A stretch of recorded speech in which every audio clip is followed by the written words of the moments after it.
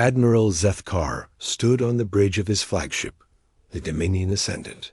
His forearms were crossed behind his back as he watched the planet below through the massive viewing window. The world was small and brown, covered in mining equipment and human settlements. It was just another target in the Galactic Confederacy's expansion plan.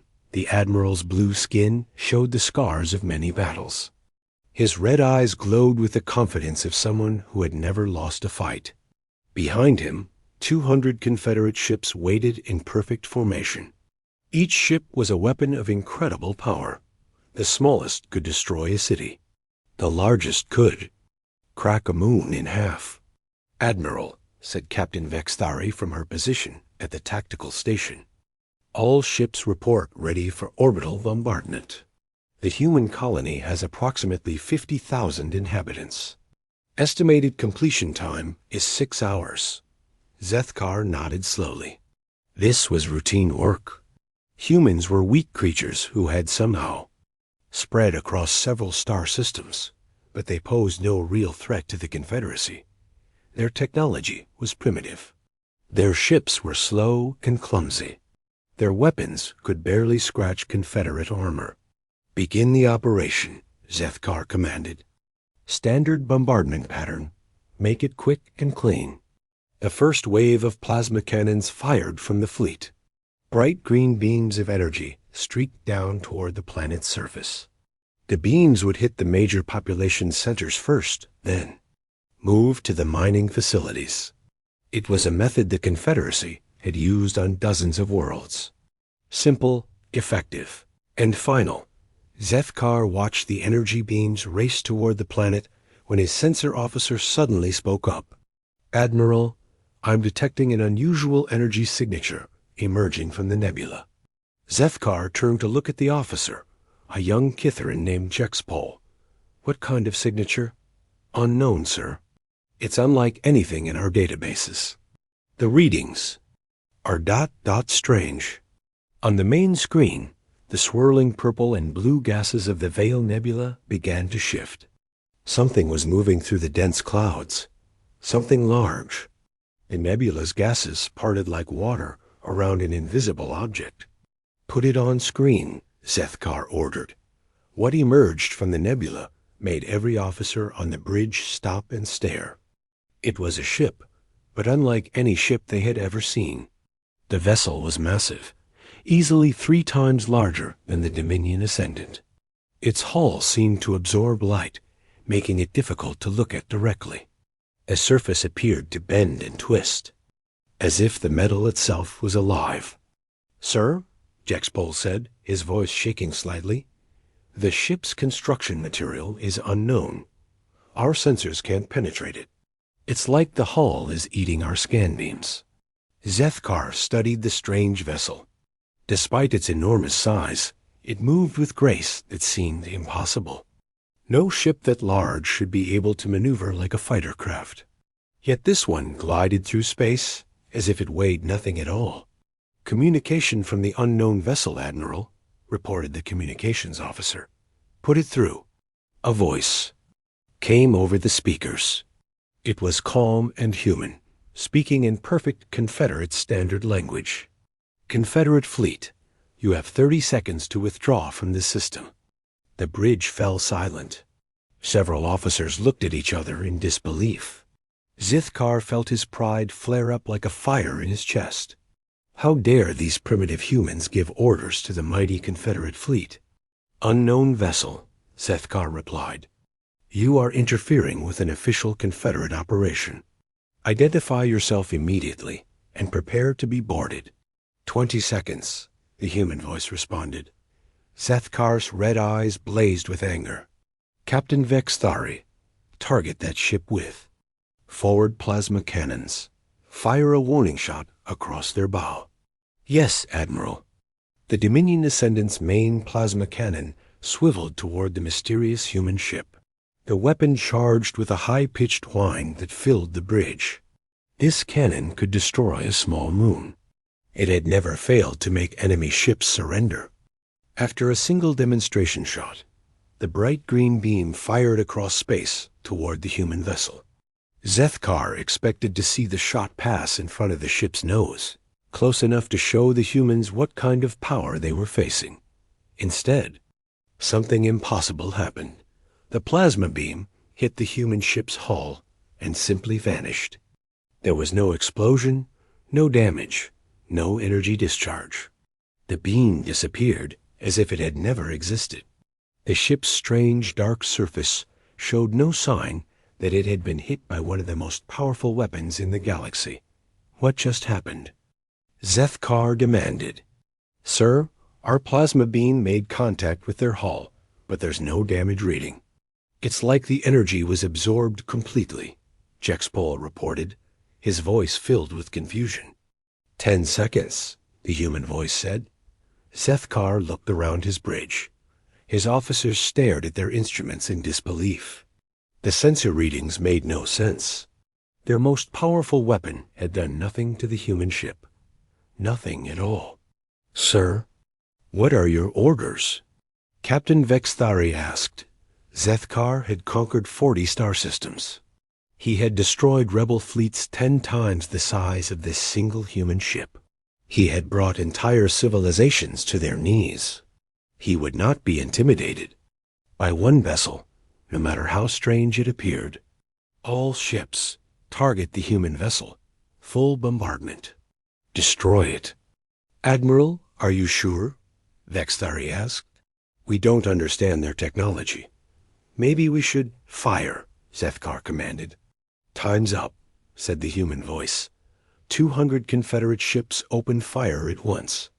The space between the fleet and the human vessel filled with energy beams, plasma bolts, and missile trails. It was enough firepower to destroy a small fleet. The attack lit up the darkness of space like a deadly fireworks display. Every single shot hit the human ship. The vessel was so large that missing would have been impossible. For a moment, the ship's hull glowed with the absorbed energy of the massive attack. Then the glow faded, and the ship remained completely undamaged. Zethkar felt something cold settle in his stomach. This was impossible. No ship could survive that kind of bombardment. No technology existed that could absorb that much energy without any damage at all. Sir, Jexpol called out, his voice now filled with fear. I'm reading massive energy buildup. From the human vessel. Evasive maneuvers, all ships. Zethkar ordered, but the human ship didn't fire any weapons. Instead, something far more terrifying began to happen. Across the Confederate fleet, ships began to malfunction. The first sign was small things. Navigation systems giving wrong readings. Communication channels switching frequencies on their own. Weapon targeting systems losing lock. Then the problems got worse. On the bridge of the Stellan Light, Captain Vexthari watched in horror as her tactical display showed her own missile batteries turning toward the Dominion Ascendant. What's happening? She shouted to her crew. Ma'am, the weapons are firing on their own. I'm not giving any commands. Her weapons officer replied. Across the fleet, the same thing was happening. Ships were turning their weapons on each other. Navigation systems were plotting collision courses. Life support systems were threatening to shut down. The most advanced military technology in the galaxy was acting like it had developed a mind of its own. And through it all, the mysterious human ship sat perfectly still, as if it were conducting an orchestra of chaos. Admiral, Zethkar gripped the railing of his command platform as his own ship's systems began to rebel against him. For the first time in his long military career, he felt something he had never experienced before. Fear. The human voice came over the communication system again, still calm and patient. Admiral, I suggest you listen carefully to what I'm about to tell you. Your fleet is no longer under your control. It's under mine. Zethkar stared at the human ship on his screen, his mind struggling to accept what was happening. Somehow, these humans had taken control of his entire fleet without firing a single shot. They had turned the Confederacy's own weapons against them. What do you want? Zethkar asked, his voice barely a whisper. "To talk," the human replied. "But first, you need to understand something important. Everything you think you know about humans is wrong. And everything you think you know about your own technology is about to change." Captain Vexthari watched her control panel with growing terror. The missile batteries on her ship, the Stellar Might, were moving on their own. She had given no orders to fire, yet the targeting system was locked onto Admiral Zethkar's flagship. "Override the weapons system," she shouted to her crew. "I'm trying, Captain," her weapons officer replied, his 6 fingers flying over the controls. "The system won't respond. It's like something else is controlling it." On the main screen, Vexthari could see other Confederate ships in the same situation. The heavy cruiser Iron Fist was pointing its main guns at the destroyer Swift Strike. The battleship Mountain Breaker was charging its plasma cannons while aimed directly at a group of smaller vessels. "Warning, missile launch in 10 seconds, announced the ship's computer in its usual calm voice. "Computer, cancel missile launch," Vexthari commanded. "Command not recognized," the computer replied. Vexthari felt her hearts racing. She had been in space combat for over 100 years, but nothing had prepared her for this. Her own ship was about to attack her allies, and there was nothing she could do to stop it. 5 seconds to missile launch. "Captain," her communications officer called out, "I'm receiving coordinates from the human vessel." "What coordinates?" "Movement. Instructions. They're telling us to move to position 77 Alpha." Vexthari looked at the coordinates on her screen. The position was 3 kilometers to starboard, away from the main fleet formation. "Those coordinates will take us out of firing range of the Admiral's ship. 2 seconds to missile launch." Vexthari made a quick decision. "Helm, emergency maneuver to coordinates 77 Alpha. Maximum thrust." The Stellar Might's engines roared to life, pushing the ship away from its previous position. As soon as the ship reached the new coordinates, something amazing happened. The weapon system stopped its countdown. The missile batteries returned to their normal position. All systems returned to normal operation. "Captain," her weapons officer said with relief, "we have control again." Across the Confederate fleet, the same scene was playing out on dozens of ships. Vessels that followed the coordinates sent by the human ship regained control of their systems. Ships that refused to move continued to experience malfunctions. Admiral Zethkar watched from his bridge as his carefully organized fleet scattered across space. Some ships moved to the positions indicated by the humans. Others tried to maintain their original formation and continued to suffer system failures. "Sir," reported Jex Pol, 17 ships have moved to the coordinates provided by the human vessel. All 17 report normal system operation. The remaining ships are still experiencing malfunctions." Zethkar's mind raced. The humans weren't just jamming their systems. They were controlling them with perfect precision. Every piece of technology on every ship was somehow under human command. "How is this possible?" he asked aloud. "Admiral," his science officer spoke up, "I've been analyzing the patterns of system failures. It's not random. The humans are controlling our technology at the most basic level. They're not hacking our computers. They're commanding our computers." "That's impossible," Zethkar said. "Our systems are protected by quantum encryption. No outside force can access them. Sir, with respect, something is accessing them. And doing it better than we can." On the main screen, the mysterious human ship remained perfectly still. It hadn't fired a single weapon, yet it had complete control over the most powerful military fleet in Confederate space.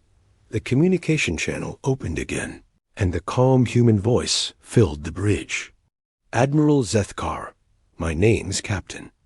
Chun, I think it's time we had a proper conversation." "What do you want?" Zethkar demanded.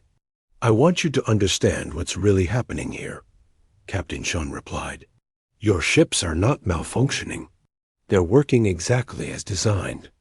The problem is that you never understood who designed them. Zethkar felt a chill run down his spine. What do you mean?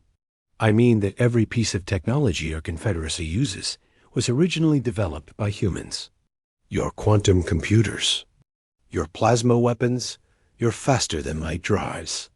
All of it came from human research that we allowed you to discover. That's impossible, Zethkar said. The Confederacy has been advancing for centuries. We developed our technology through our own research. Did you? Captain Shun asked. Tell me, Admiral, where did your people first discover quantum computing principles? Zethkar paused. Every Confederate citizen learned this in school. The ruins on Zarian Prime, ancient technology left by a previous civilization. Those weren't ruins, Admiral. Those were research stations that we abandoned after you found them. We wanted you to find them. The bridge fell silent. Jexpol looked up from his sensor station with wide eyes. Sir, I'm detecting massive data. Transfers from the human ship. They're sending information directly to our computers. Block the transfers, Zethkar ordered. I can't, sir. Our firewalls aren't even slowing them down. It's like they have the master keys to everything. On every screen throughout the Confederate fleet, information began to appear. Technical diagrams, research notes, development timelines. All of it showed the same thing. Human scientists developing the technologies that the Confederacy believed. They had discovered or invented themselves. Captain Vexthare stared at her screen in disbelief. The data showed human researchers creating the plasma cannon design that armed her ship. The same design the Confederacy had developed 50 years ago after finding incomplete blueprints on a dead world. This can't be real, she whispered. But the evidence was overwhelming. Every major Confederate technological breakthrough was traced back to human research. The Confederacy hadn't been advancing through their own genius. They had been following a path carefully laid out by humanity. Why? Admiral Zethkar asked, his voice heavy with the weight of understanding. Why would you do this? Because we needed you to be strong, Captain Shun replied. We needed you to develop your military capabilities. We needed you to become a spacefaring civilization capable of defending yourselves. Defending ourselves from what? From what's coming from the galactic core. But that's a conversation for later. Right now, I want to show you what happens when we stop being gentle with your technology. Captain Shun's ship, the Probability Storm, began to emit a different kind of energy. This time, instead of causing malfunctions, it began improving the Confederate systems. On the Stellar Might, Captain Vexthare watched in amazement as her weapon systems upgraded themselves. Targeting accuracy improved by 300%. Power efficiency doubled. New weapon options appeared on her control panel that she had never seen before. Captain, her engineer reported, our engines are running at 150% efficiency. That should be impossible, but all systems are stable. Across the fleet, the same improvements were happening. Ships that had been the pride of Confederate engineering were being enhanced beyond their original specifications. Weapons became more accurate, shields became stronger, engines became more powerful. Admiral Zethkar watched his tactical display as his fleet's combat effectiveness tripled in real time. You're improving our ships. I'm showing you what your ships were always capable of, Captain Shun corrected. We built limitations into the technology we gave you. Safety features to prevent you from accidentally destroying yourselves. But now you can see what happens when those limitations are removed. You've been controlling us for decades, Zethkar said, the full scope of the situation finally becoming clear.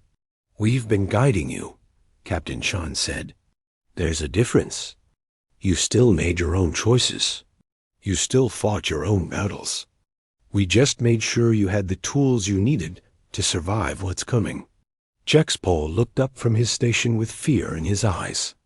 Admiral, if they've been controlling our technology all this time, what else can they do? As if in answer to his question, something new appeared on the main screen. Text began scrolling across every display in the Confederate fleet. Personal files, classified military documents, private communications. Everything the Confederacy thought was secret was laid bare. "We know everything about your civilization," Captain Shun said softly. "Every plan, every secret, every fear.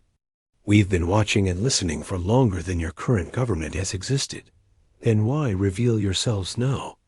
Zethkar asked. "Because it's time for the Confederacy to understand the truth about humanity's place in the galaxy.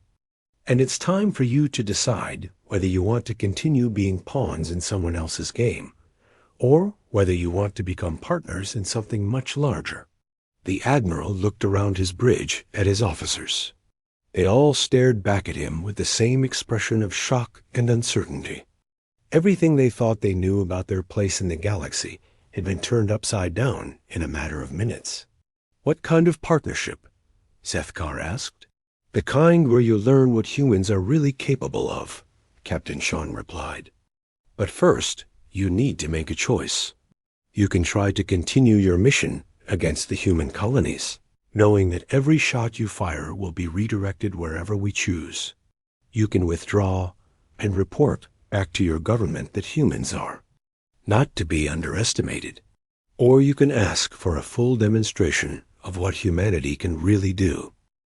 Captain Shun's voice filled the bridge of the Dominion Ascendant with an almost casual tone. "Admiral, what I'm about to show you will change how your people see the universe. Are you certain you want to continue?" Admiral Zethkar looked around his bridge. His officers waited for his decision, their faces showing mixtures of fear and curiosity. He had spent his entire life believing that the Confederacy was the most advanced civilization in the galaxy. Now he was beginning to understand that they might be nothing more than children playing with toys. "Show me," he said firmly. "Very well. First, let me introduce you to some friends." The space around the probability storm began to shimmer. More ships appeared, materializing out of what seemed like empty space. Not just one or two ships, but dozens of them. Each vessel was as large and mysterious as Captain Shun's ship, their dark hulls bending light in impossible ways. "How many ships do you have?" Zethkar asked, his voice barely a whisper. "In this system? 47, Captain Shun replied. "In your local sector? About 3,000. In human space overall? That's a number you don't have words for in your language." Jexpol looked up from his sensors, his face pale. "Sir, I'm detecting massive energy readings from all directions. There are human ships everywhere. They've been here the entire time, invisible to our sensors." "Not invisible," Captain Shun corrected. "Hidden. We've been watching your fleet since you entered Confederate space 6 months ago. We've been tracking every move, listening to every communication, analyzing every tactical decision." Admiral Zethkar felt the weight of realization settling on his shoulders. "You knew we were coming to attack the human colonies." "Of course we knew. We wrote the orders you received from Confederate High Command." The bridge fell completely silent. Captain Vexthare's voice came over the communication channel from her ship, the Stellar Might. "Admiral, did she just say they wrote our orders?" "Admiral Zethkar," Captain Shun continued, "would you like to see the real communication that your government sent you?" On the main screen, text appeared. It was a message from Confederate High Command, but it was completely different from the orders Zethkar remembered receiving. Instead of ordering an attack on human colonies, the original message instructed the fleet to conduct peaceful first contact protocols with any human vessels they encountered. "This is impossible," Zethkar said. "I remember the orders clearly. We were told to eliminate human resistance in this sector." "You remember what we wanted you to remember," Captain Shun explained. We changed your orders during transmission. We changed the reports you sent back to High Command. We've been controlling both sides of your communications for months. Jexpol's hands shook as he worked at his console. Sir, I'm running diagnostics. On our communication logs, the data has been altered. Multiple times, I can see the original messages underneath the changes. But why? Zethkar demanded. Why manipulate us into attacking you? Because we needed to reveal ourselves eventually, and we want to do it in a way that would make the strongest possible impression. Your fleet represents the best the Confederacy has to offer. If we could demonstrate our superiority over you, word would spread throughout Confederate space. Captain Shun paused, then continued. But there's another reason. We needed to test your fleet's capabilities under stress. What's coming to this galaxy will be far worse than anything the Confederacy has ever faced. We needed to know if you were ready. What's coming? Zethkar asked. Long-range sensors have detected a massive fleet approaching from the galactic core. Ships unlike anything in this part of the galaxy. They've been traveling for thousands of years, consuming everything in their path. They'll reach Confederate space in approximately 50 years. The screen changed to show a star map of the galaxy. A red area near the center showed the location of the approaching threat. The scale was enormous. Thousands of star systems were marked as already consumed. The Devourers, Captain Chun said simply. That's what we call them. They don't negotiate. They don't communicate. They don't leave survivors. They arrive in a system, strip it of all useful materials, and move on. Entire civilizations vanish without a trace. Admiral Zethkar studied the map with growing horror. The approaching fleet was massive beyond comprehension. How long have you known about this? We've been tracking them for 300 years. We've been preparing for 300 years. And we've been preparing you for 300 years. Preparing us? Every technology we've shared with the Confederacy was chosen specifically to help you fight the Devourers. Your plasma weapons are effective against their hull materials. Your shield systems can withstand their energy attacks. Your faster-than-light drives will let you retreat and regroup when necessary. Captain Vexthari's voice came over the communication system again. If these Devourers are so dangerous, why didn't you just tell us about them directly? Because you weren't ready to hear it, Captain Shun replied. 300 years ago, the Confederacy was a collection of primitive tribes fighting over single planets. We had to guide your development carefully, helping you become a spacefaring civilization, capable of understanding the threat. The screen changed again, showing historical images of Confederate worlds from centuries past. Primitive cities, early spacecraft, basic weapons. Then the images progressed, showing the steady advancement of Confederate technology over time. We've been your hidden teachers, Captain Shun explained. Every time your scientists made a breakthrough, it was because we left the right clues in the right places. Every time your military developed new tactics, it was because we created scenarios that forced you to adapt. Zethkar looked at the images of his people's history with new understanding. You've been manipulating our entire civilization. We've been guiding your evolution. There's a difference. We never forced you to make specific choices. We simply created situations where the right choices would help you survive what's coming. And if we had made the wrong choices? Captain Shun was quiet for a moment. Then we would have tried a different approach. But your people have consistently chosen to grow stronger rather than remain weak. That's why we believe you can be valuable allies against the Devourers. The communication channel buzzed with voices. From across the Confederate fleet, officers and crew members were discussing what they had heard, trying to process the enormous scope of what had been revealed. There's something else you need to understand, Captain Shun continued. The Confederacy isn't the only civilization we've been guiding. There are 17 other species in this galaxy that we've helped develop. Some are further advanced than you. Others are still in early stages of space travel. All of them will be needed when the Devourers arrive. 17 other species? Sethkar asked. The Hellen Empire in the Outer Rim, the Frex Republic near the Galactic Edge, the Yalan Collective in the Southern Spiral, and 14 others. Each one guided along a different path of development, each one specializing in different technologies and tactics.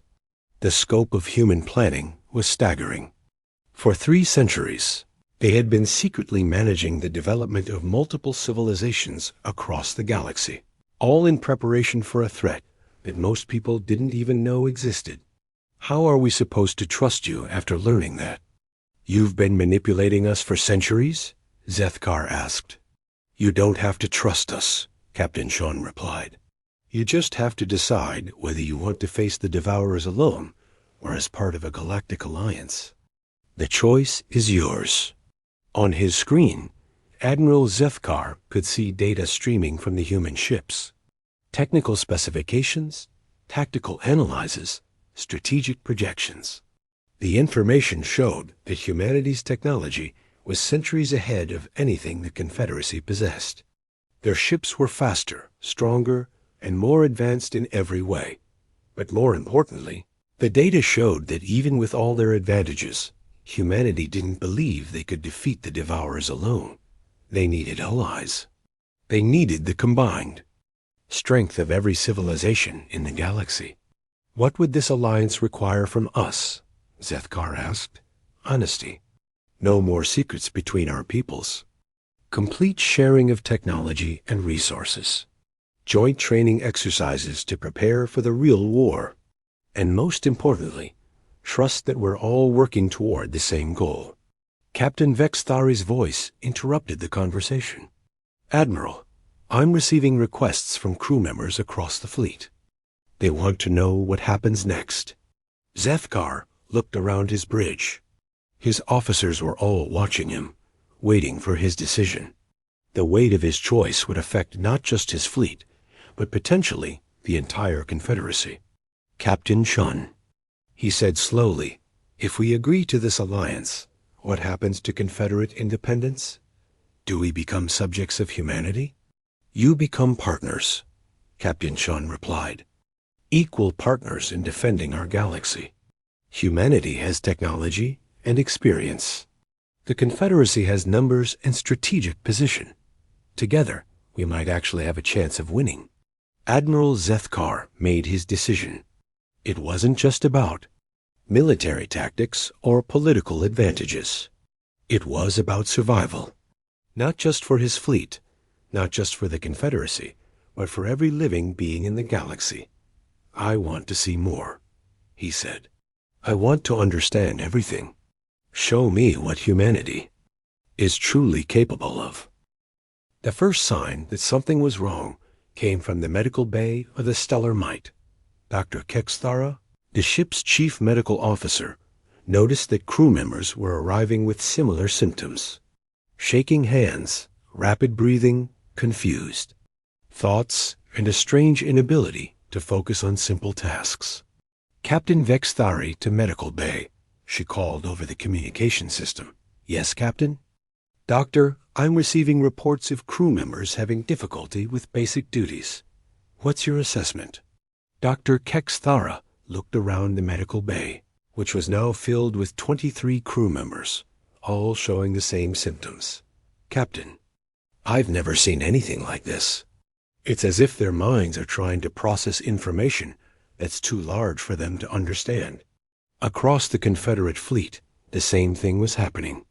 On ship after ship, crew members were experiencing what could only be described as mental breakdowns. Not from fear of battle, but from the overwhelming realization of how completely their understanding of reality had been wrong. On the bridge of the Dominion Ascendant, Admiral Zethkar watched his officers struggling with their duties. Jexpol, his sensor officer, kept staring at his instruments as if he couldn't remember how to read them. Sir, Jexpol said, his voice uncertain, I keep looking at these sensor readings. And I can't shake the feeling that everything I learned about sensor technology is wrong. If the humans have been controlling our systems all along, then what else don't I understand? Commander Blexter, the ship's tactical officer, was having similar problems. Admiral, I've been studying Confederate military tactics for 60 years. But if the humans wrote our orders and controlled our communications, then every battle we've ever fought might have been planned by them. How do we know if we actually won any of our victories? The psychological impact was spreading through the fleet like a disease. Crew members who had dedicated their lives to understanding Confederate technology were discovering that their knowledge was based on carefully controlled information. Officers who prided themselves on tactical expertise were learning that their strategies might have been guided by an unseen hand. Captain Sean's voice came over the communication system, addressing the entire Confederate fleet. What you're experiencing is normal. Learning that your understanding of reality is incomplete can be overwhelming. We've seen this reaction in other species when they learn the truth about their development. How do we make it stop? Admiral Zethkar asked. You don't stop it. You work through it. Your minds are trying to process 3 centuries of hidden truth all at once. It takes time. On the destroyer Swift Strike, Captain Mortex was dealing with his own crisis of understanding. His ship's engineer, a brilliant Kitharin named Tekler, had locked himself in his quarters after discovering that the faster-than-light drive he had spent his career perfecting was based on human designs. Captain, Tekler said over the internal communication system, I can't come back to the bridge. Every time I look at our systems, I see human technology. Everything I thought I knew about engineering is wrong. This scene was repeating throughout the fleet.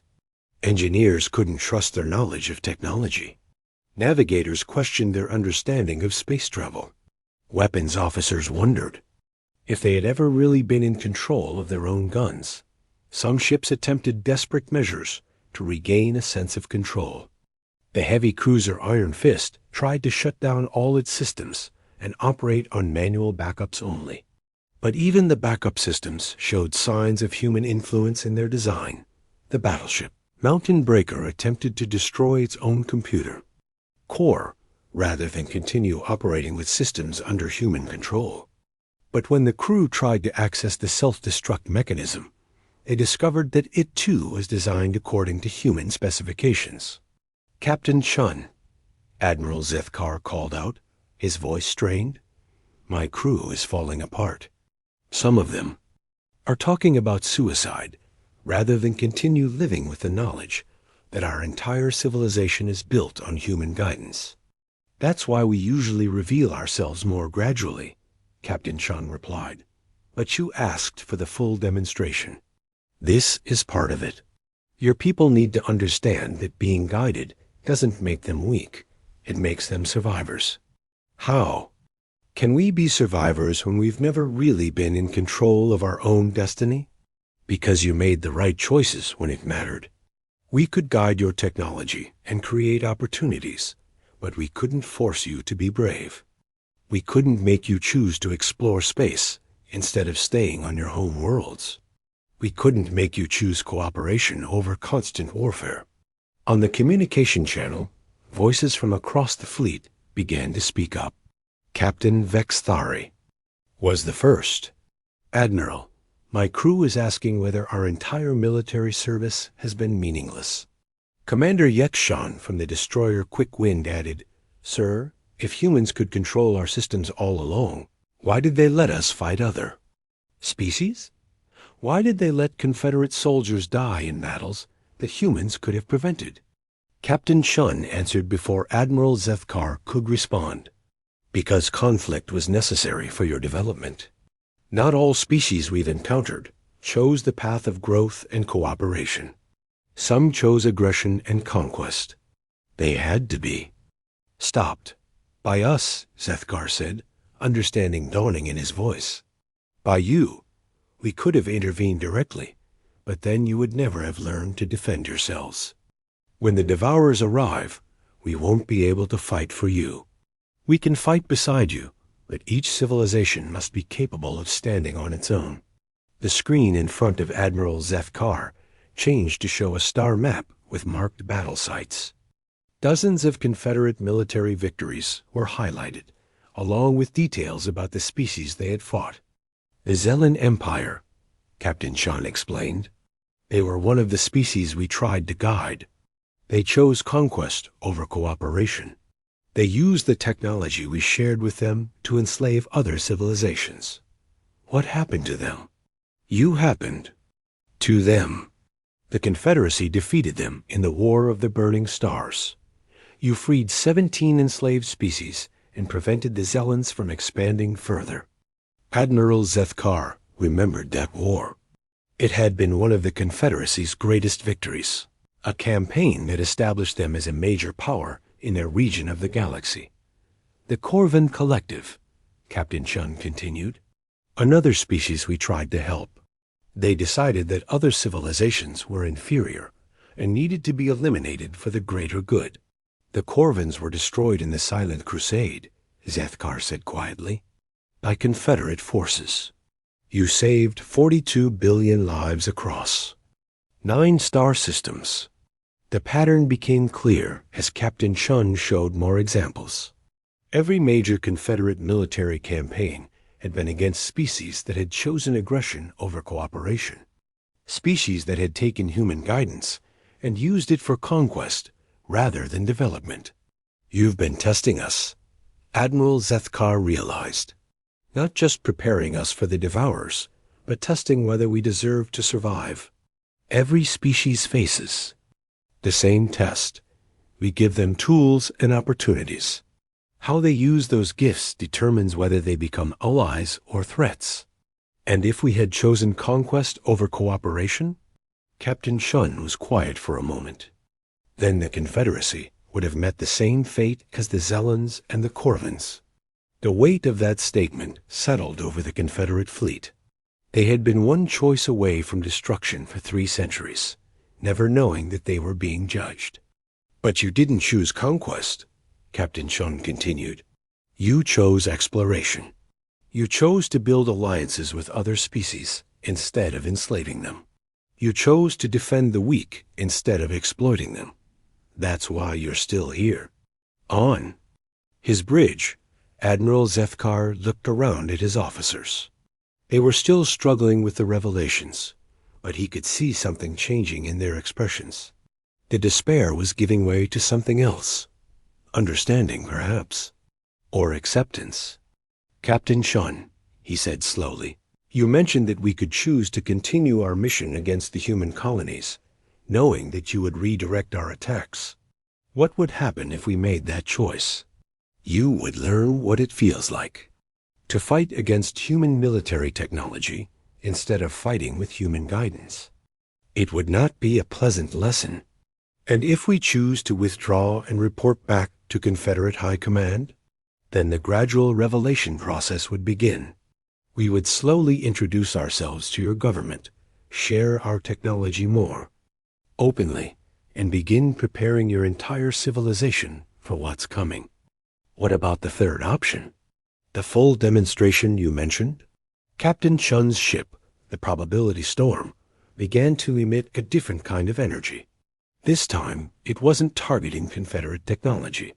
It was targeting the Confederate crew members themselves.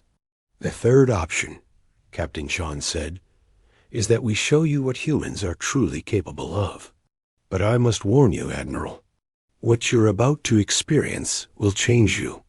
You will never be the same after seeing the full scope of human technology." Admiral Zethkar felt a strange tingling sensation in his mind.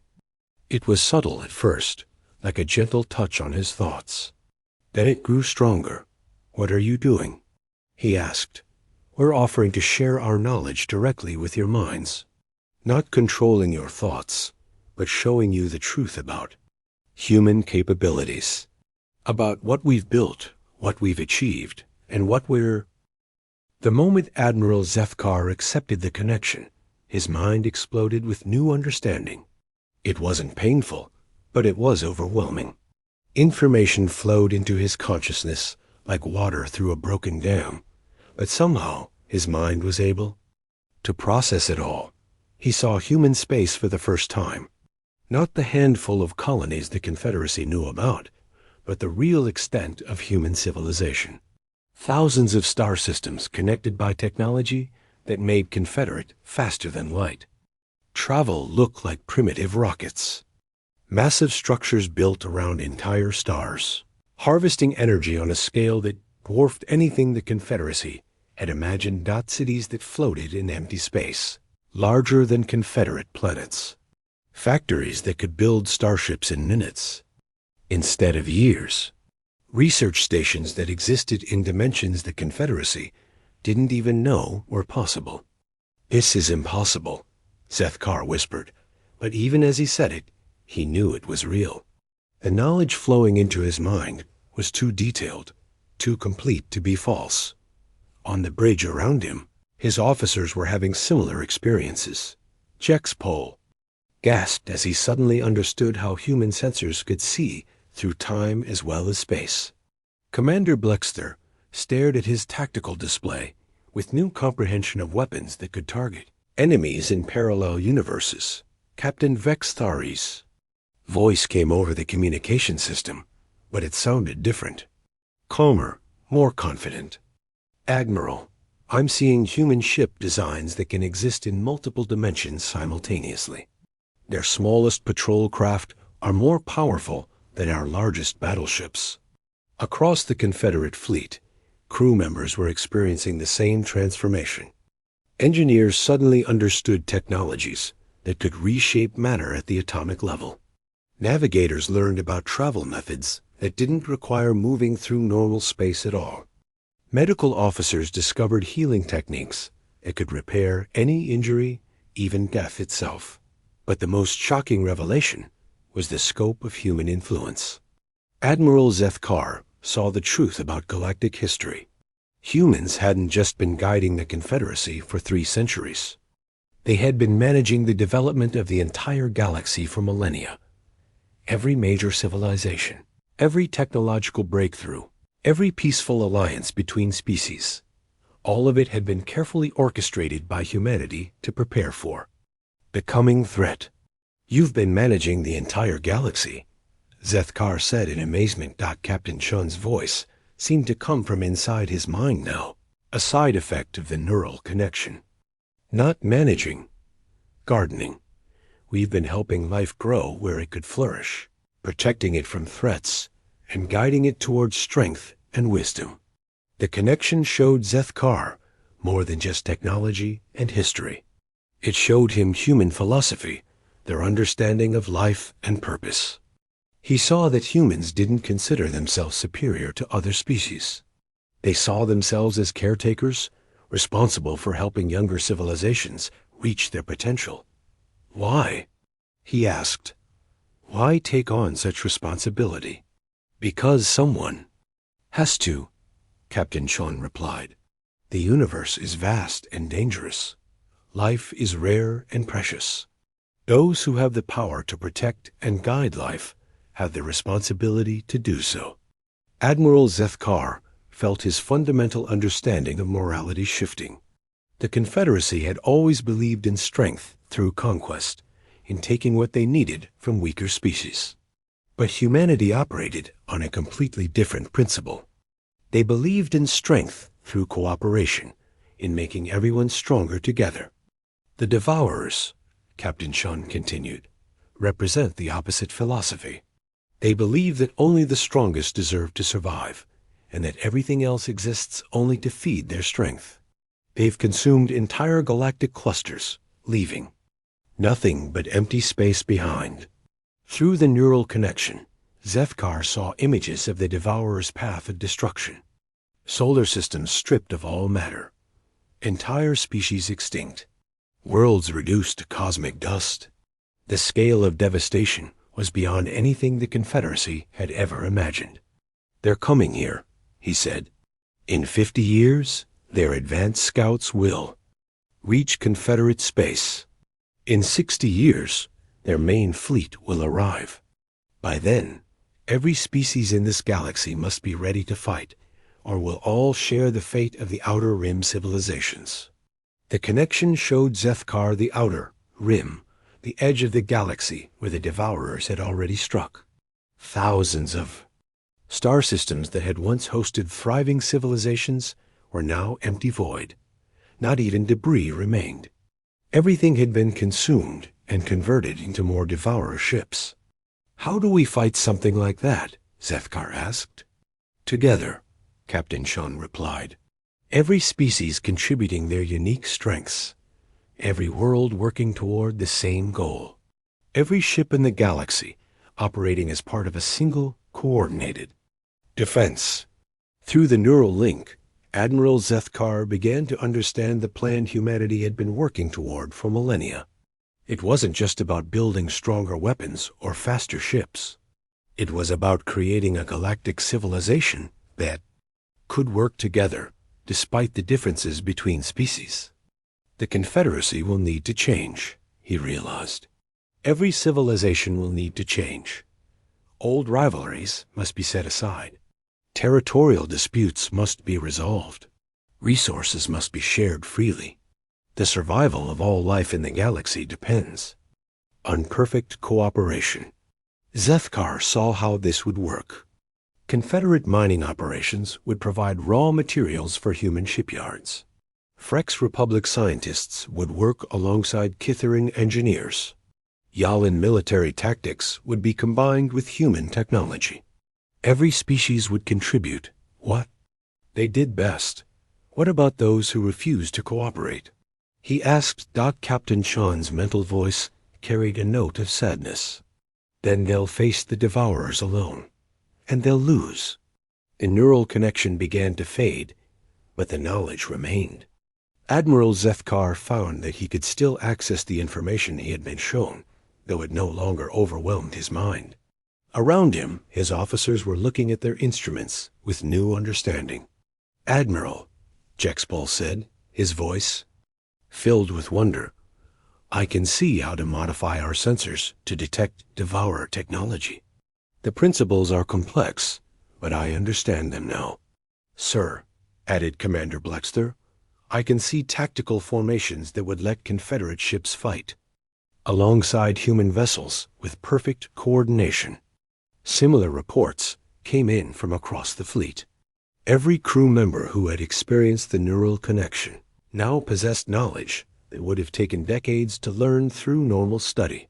But more importantly, they understood the purpose behind that knowledge. "Captain Shun," Admiral Zethkar said, "my crew and I want to be part of this alliance. But I can't speak for the entire Confederacy." "We understand. That's why the revelation process will be gradual for your government. But your fleet can serve as an example. You can show your leaders what cooperation with humanity can accomplish." On the main screen, Admiral Zethkar could see the human ships that surrounded his fleet. But now he understood what he was looking at. These weren't just warships. They were mobile research stations, factory ships, and diplomatic vessels, all combined into single, multi-purpose craft that could serve any function needed. "What happens now?" he asked. "Now you return to Confederate space and begin the process of preparing your people. We'll provide you with advanced technology and training. In return, you'll help us contact other Confederate fleets and begin the integration process." Integration? The gradual combining of human and Confederate forces into a single military organization. It will take years to complete, but when the Devourers arrive, every ship in the galaxy will be part of a unified defense fleet. "Admiral." Zethkar looked around his bridge one more time. His officers were no longer the same people they had been an hour ago. They had seen the true scope of the universe and understood their place in it. They were no longer just Confederate military personnel. They were now part of something much larger. "There's one more thing you should know," Captain Shun said. "Your fleet isn't the only one we're revealing ourselves to today. At this moment, Human ships are making contact with Confederate forces in 17 different systems. The age of secrecy is ending across your entire civilization. How will the Confederate government react? Some leaders will resist. They'll see cooperation with humanity as a threat to their power. Others will understand the necessity and work with us. The process won't be smooth, but it will be necessary. On his tactical display, Admiral Zethkar could see new information appearing.